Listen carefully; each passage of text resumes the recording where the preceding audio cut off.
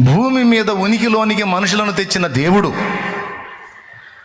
వాళ్ళని ఉనికిలోనికి తెచ్చేటప్పుడే వాళ్ళ యాత్ర ముగించే వరకు ఈ భూమి మీద ఈ జీవితం అంతట్లో వాళ్లకు కావలసిన వాటన్నిటినీ తన బాధ్యతను బట్టి తప్పనిసరిగా సమకూరుస్తాడు అన్నది వాక్య సత్యం.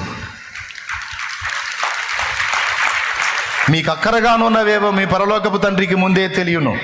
ఏమి తిందుమా, ఏమి త్రాగుదుమా, ఏమి ధరించుకుందుమా అని అన్యజనుల్లాగా ఆందోళన పడవాకండి. అవన్నీ మీకు కావాలని మీ పరలోకపు తండ్రికి తెలియను.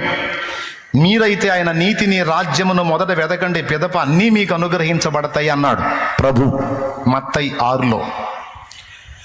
పౌలు కూడా ఆత్మ సంబంధమైన వాటి మీద దృష్టి పెట్టండి, భౌతికమైనవి అవే వస్తాయి అన్నట్టు చెప్పుకొచ్చాడు.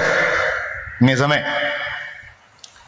యేసయ్య చెప్పిన మాటను బట్టి మనకు ఆలోచిస్తే అర్థమవుతుంది ఏంటంటే, ఆయన నీతిని, ఆయన రాజ్యముని, ఆయన మహిమని, ఆయన ఇచ్చినటువంటి ప్రత్యక్షతల్ని, ఆయన చూపిస్తున్నటువంటి ఆ నిత్య మహిమని మన దృష్టిలో పెట్టుకొని దాన్ని సాధించుకోవటానికి, దాన్ని కలుసుకోవటానికి, ప్రజలను దానిలోనికి సమకూర్చడానికి మనం దృష్టి పెట్టినప్పుడు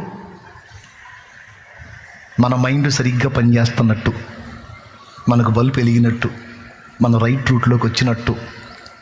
ఎప్పుడైతే మన దృష్టి అలా మళ్లించబడిద్దో ఇక భూమి మీద నీ మనుగడకు కావలసినవన్నీ కూడా దేవుడు నీకు అందుబాటులోకి తెస్తాడు.